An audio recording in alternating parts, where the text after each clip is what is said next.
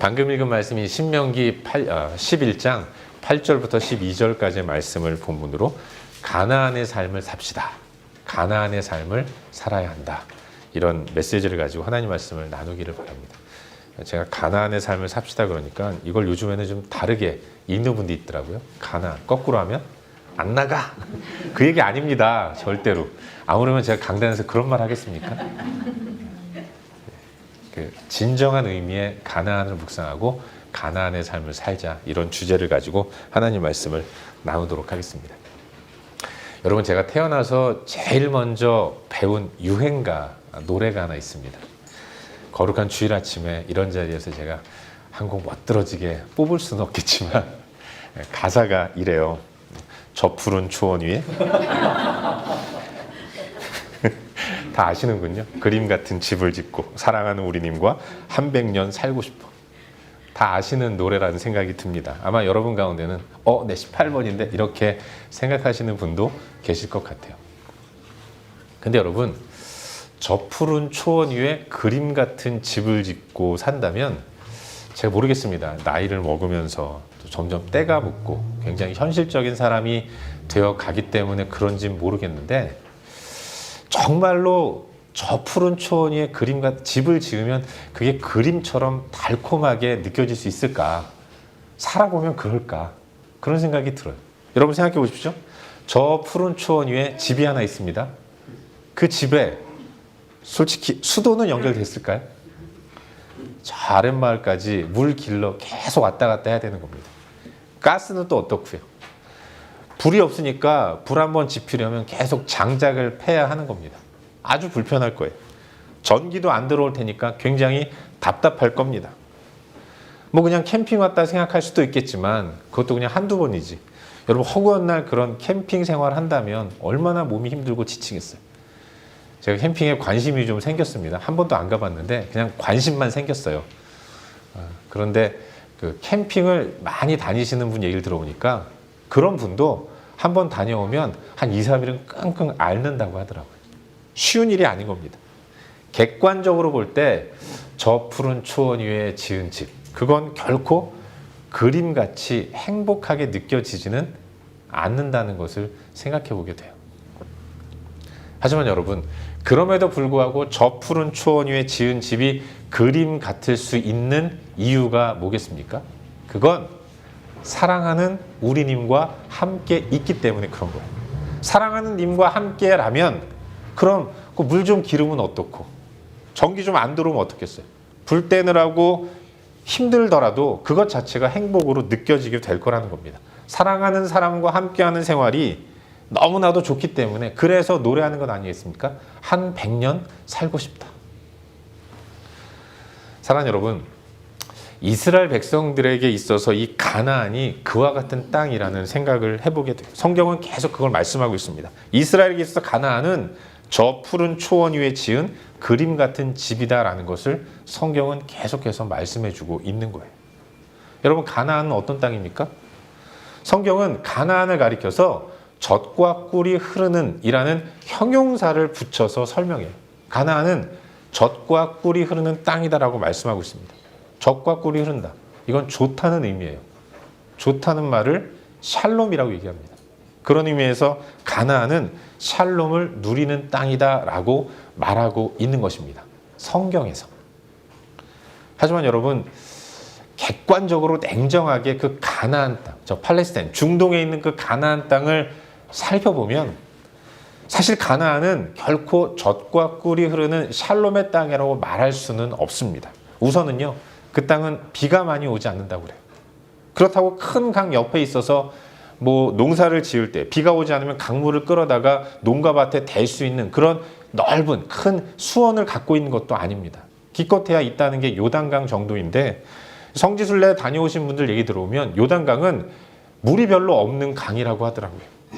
말씀 들어보니까 그 가문 날이면 저 같은 사람이 가슴까지만 몸을 적시면 걸어서도 건너갈 수 있는 그런 얕고 넓지 않은 그런 강이란 얘기를 들은 적이 있습니다.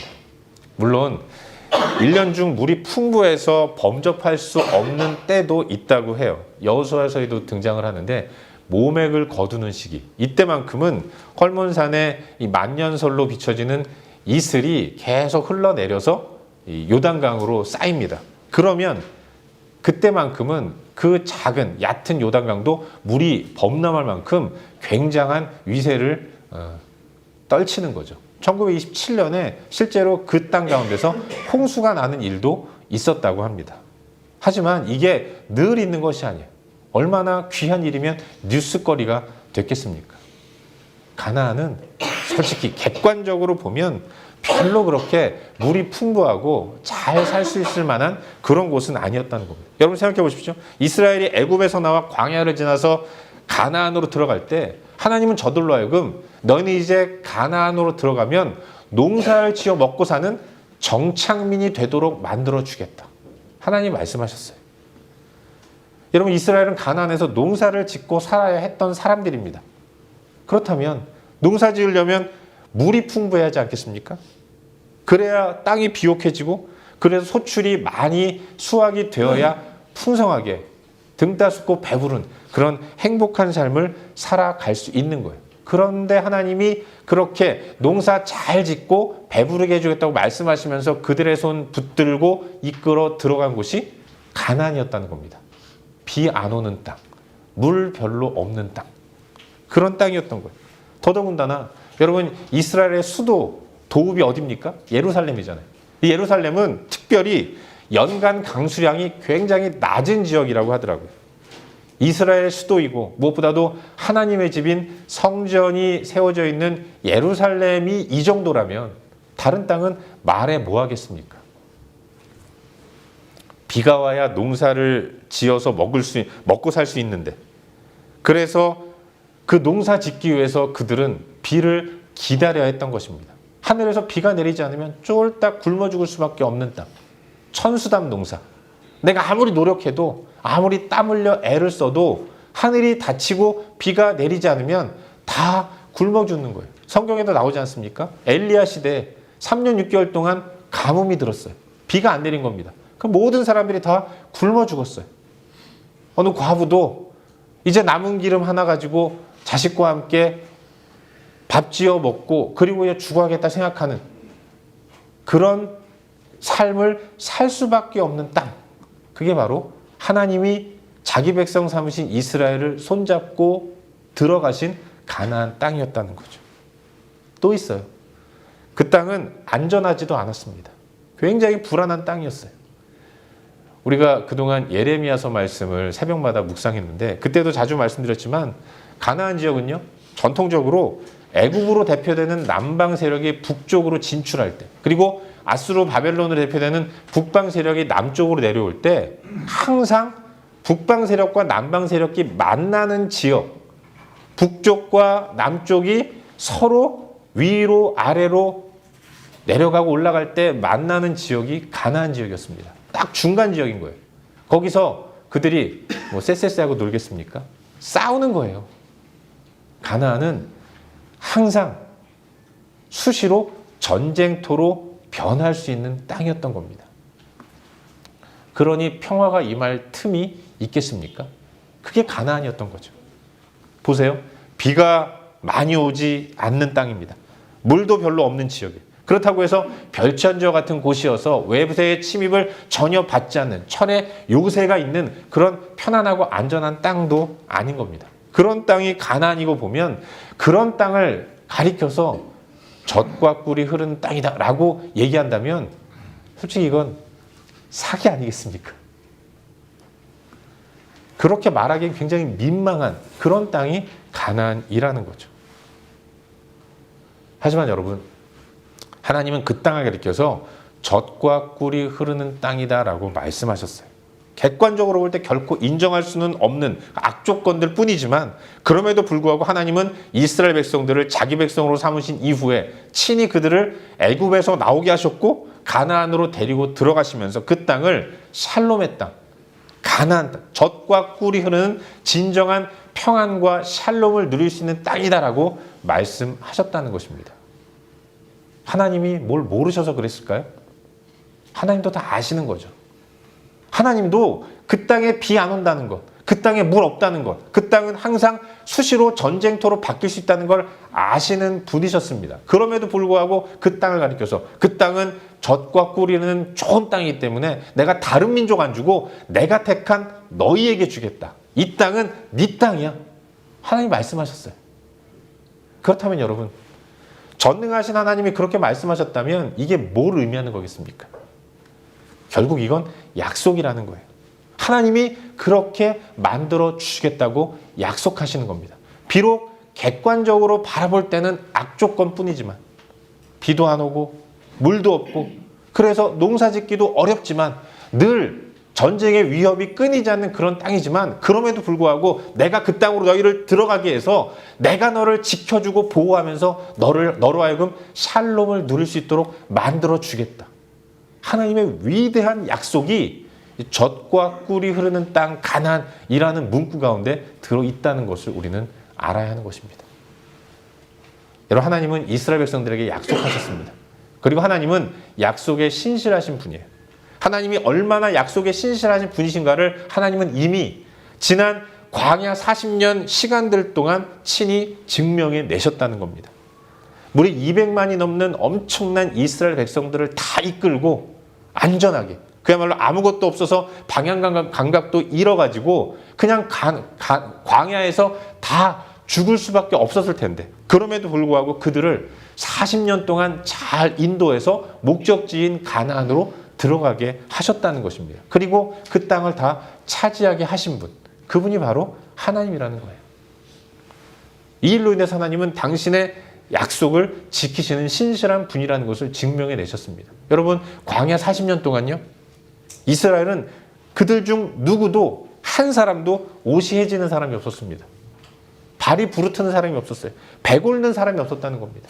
다들 모두가 다 하루하루 아침마다 일어나는 기적인 구름 기둥을 바라보면서 기둥이 인도하는 대로 한 걸음 한 걸음 걸어갔던 것입니다. 이게 너무나도 반복적으로 이루어졌기 때문에 우리가 볼 때는 기적이지만 그들은 기적으로 느끼지조차 못하는 그런 희한한 삶을 살았다는 겁니다. 이처럼 엄청난 능력을 하나님은 이스라엘 백성들에게 허락해 주셨어요. 저들을 홍해를 건너서 자유민으로 만들어 주신 것처럼 이제 요단강을 건너서 가나안 땅으로 들어가 정착민으로 만들어 주시겠다는 약속을 지키시기에 충분한, 약속하시는 하나님을 믿기에 충분할 만큼 하나님의 전능하심을 이스라엘은 광야 40년 동안 체험했던 겁니다. 그 신실하신 하나님이 저들에게 주시는 약속, 그게 바로 젖과 꿀이 흐르는 가나안 땅이기 때문에 비록 객관적으로 볼 때는, 조건만 바라볼 때는 결코 좋은 땅이라고 인정할 수 없지만, 그들은 약속에 신실하신 하나님을 믿음으로 그 땅에 들어가서 하나님 허락하시는 안전, 하나님 허락하시는 진정한 샬롬을 누리는 그런 삶을 살 수 있었던 겁니다. 저 푸른 초원 위에 지은 집은 결코 그림 같을 수 없지만, 그러나 사랑하는 우리님과 함께 살아가는 하루하루는 행복하기에 한 100년 살고 싶다 노래할 수 있는 것처럼, 인간적으로 보면 비도 없고 물도 별로 없는, 늘 긴장을 내려놓을 수 없는 그런 불안한 가나안이지만, 그러나 전능하신 하나님이 그들과 함께 하시기 때문에 이스라엘은 가나안에서 하나님을 젖과 꿀 삼아서 진정한 샬롬을 누리는 삶을 살 수 있었던 거예요. 사랑하는 여러분, 우리의 삶도 마찬가지라는 생각을 해보게 됩니다. 우리가 살아가는 이 땅, 사실은 가나안입니다. 객관적으로 따지고 볼 때 이 땅의 삶이 결코 그렇게 편안하지는 않은 거예요.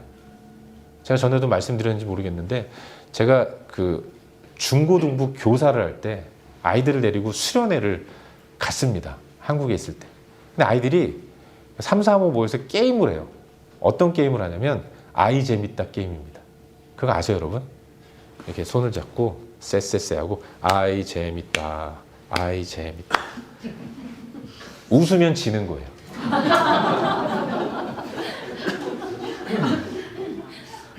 우리가 사는 세상이 그래요.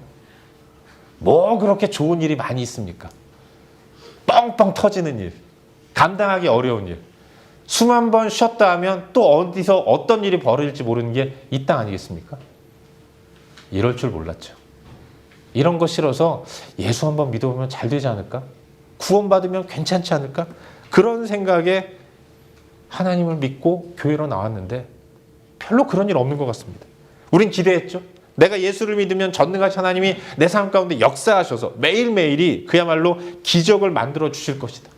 내가 예수를 믿었으니까. 예수 믿으면 부자 되고, 예수 믿으면 공부 못하는 내 자식이 의대 법대 가고, 예수 믿으면 손대는 모든 비즈니스들이 다 대박을 치고, 그러면 얼마나 좋겠습니까?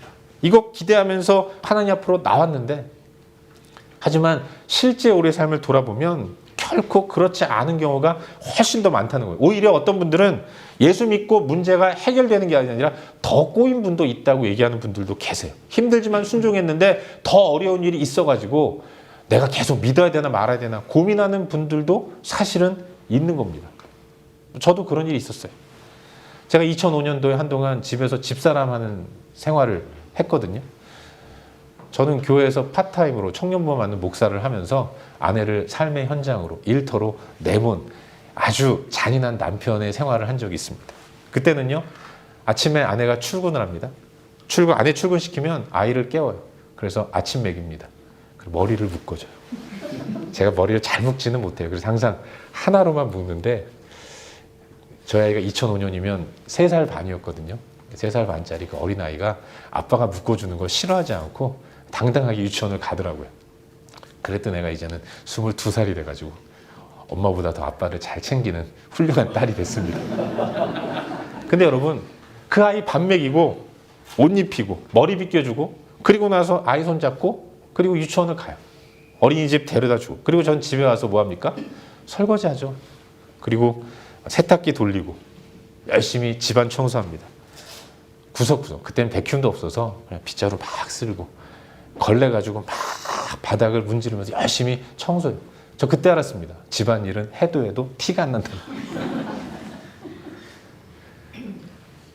그러고 나서 남은 반찬 가지고 대충 점심 먹고 그리고 저녁 준비해놓고 아이 데리러 유치원 가서 아이 데리고 오고 그리고 이제 아내를 기다려요.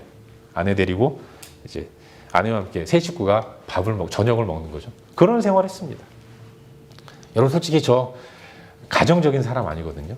고향이 충청도라서 집안 잘 안 돌봐요. 그런 제가 그런 생활, 집사람 생활 뭐 그렇게 하고 싶었겠습니까? 그래도 했어요. 왜 했는 줄 아십니까? 제가 2년여 동안 기관 사역하다가 이제는 그 사역 마무리하고 교회로 돌아가서 풀타임 교역자 생활을 해야 했는데 그렇게 돌아가려고 하니까 제가 섬기던 청년들이 자꾸 눈에 밟히는 겁니다. 큐티할 때마다, 묵상할 때마다 이 친구들을 더 오랫동안 돌봐야 한다는 그런 선한 도전이 크게 와닿았던 거죠. 인간적으로 생각해 보면은 제 생활 책임져주는 풀타임 사역으로 나가야 되는데 그러질 못하겠더라고요. 그래서 눈 딱 감고 아내와 함께 순종하기로 결단했습니다. 그리고 큰 각오를 하고 그 교회에 남았어요. 청년부만 섬기면서 한번 하나님의 역사를 보리라 다짐을 하고 저희는 가정적으로 큰 헌신을 했습니다. 저는요, 제가 그렇게 순종하면 정말로 엄청난 역사가 일어날 줄 알았습니다. 온 가족이 다 헌신했으니까 제가 섬기는 청년부가 미어 터질 줄 알았어요. 다 몰려오고 그렇게 막 커지면 어떤 일이 벌어진지 아십니까? 출판사에서 전화 와요. 목사님 책 하나 쓰시죠. 그런 일이 일어날까 봐 나름 책 제목을 뭐로 할까 고민하기도 했었습니다. 하지만 여러분 그냥 그랬어요. 청년들 숫자는 똑같았고요. 그런가 하면 왜 그렇게 그때는 애가 그렇게 아픈지 아내는 출근 안 갔다 와가지고 끙끙 앓습니다. 되게 힘들었나 봐요.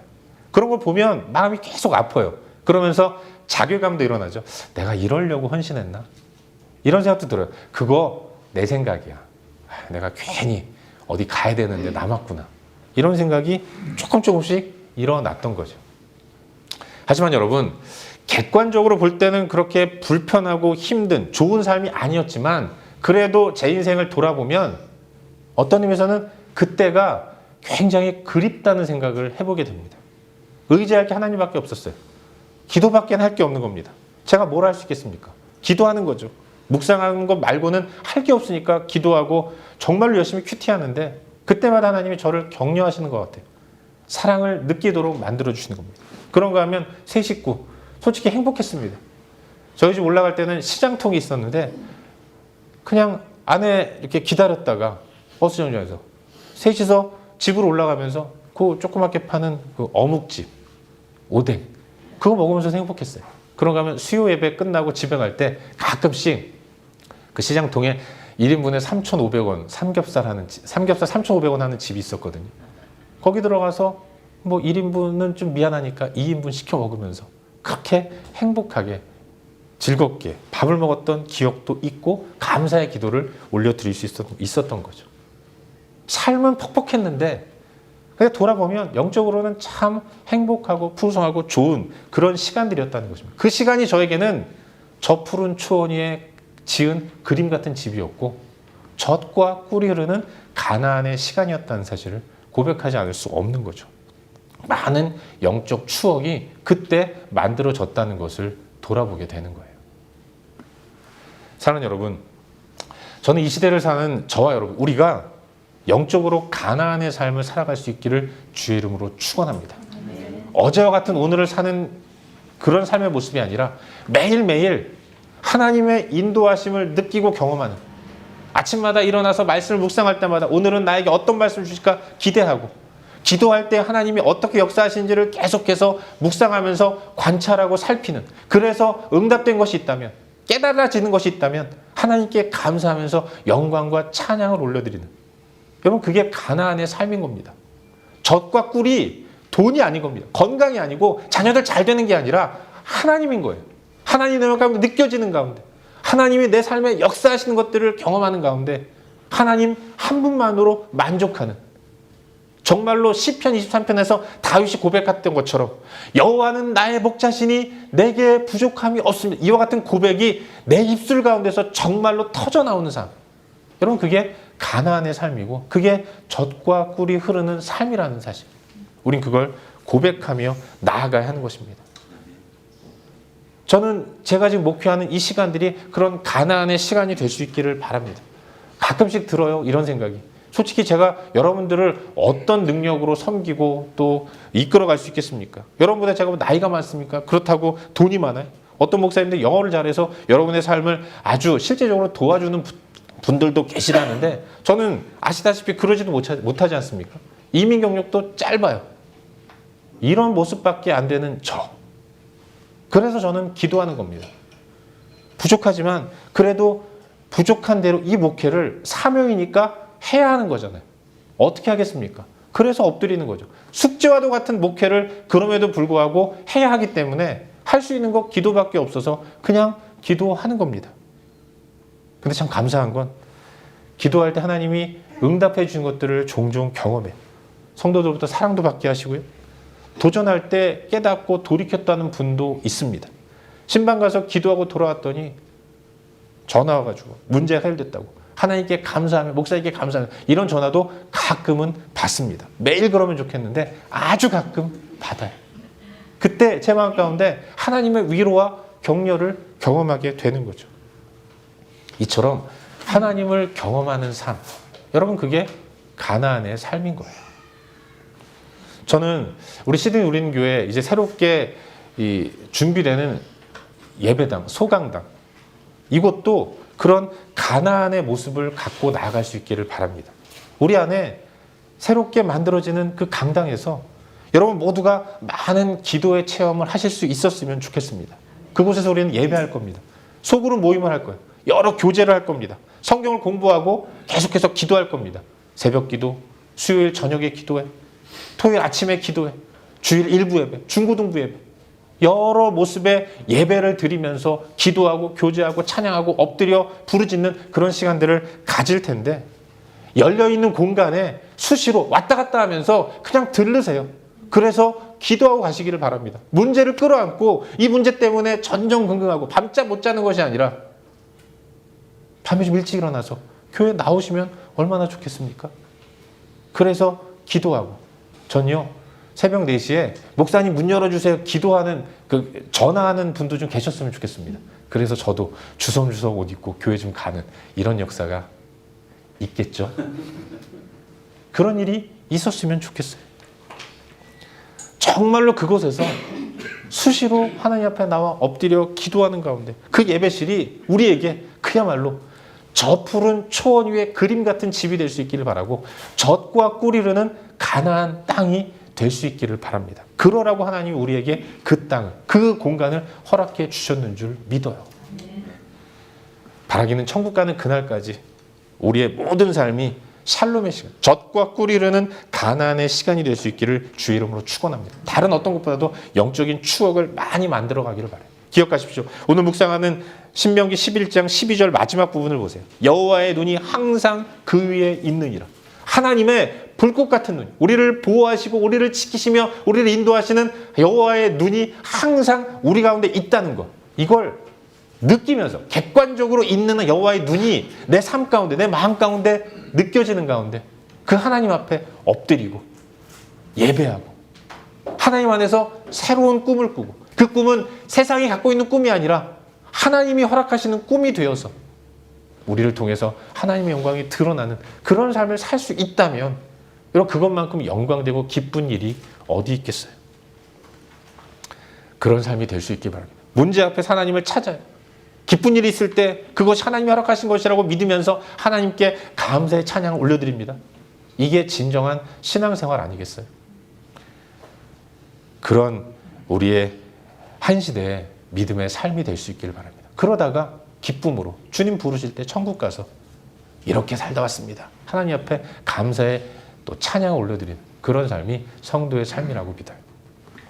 바라기는 가나안의 삶을 사는 우리 모두가 될 수 있기를 바라고 그 가운데서 매일매일 젖과 꿀을 누리며 느끼는 그런 복된 삶을 사는 우리 모두가 될 수 있기를 주의 이름으로 축원합니다. 아멘. 기도하겠습니다.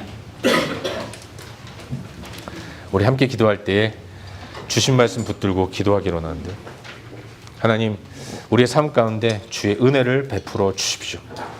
내 삶이 가나안의 삶이 되기를 소망합니다.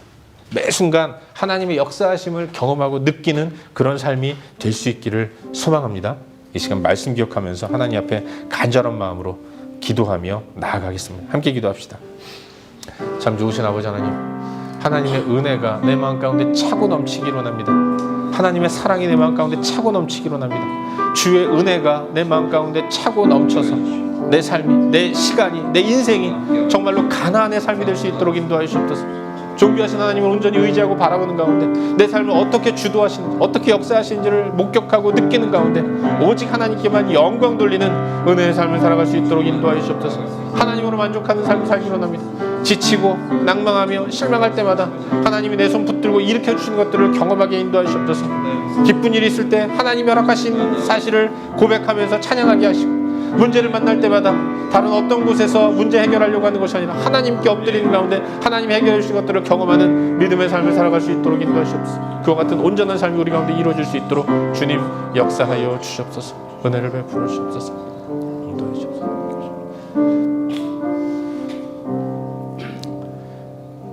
참 좋으신 아버지 하나님, 하나님 우리 가운데 역사하셔서 또 인도하셔서 우리를 가나안으로 들어오게 하셨사오니 이제 이곳에서 젖과 꿀이신 하나님을 느끼며 가나안의 샬롬을 누리며 살아갈 수 있도록 은혜를 베풀어 주옵소서. 세상의 허탄한 것들을 구하고 그것이 없어서 한숨 짓는 것이 아니라 오직 하나님 한 분만으로 만족하며 내 인생을 이끄시는 하나님으로 기뻐하는 복된 삶을 사는 우리 모두가 될 수 있도록 은혜를 베풀어 주시옵소서. 주 예수 그리스도의 이름으로 기도하옵나이다. 아멘.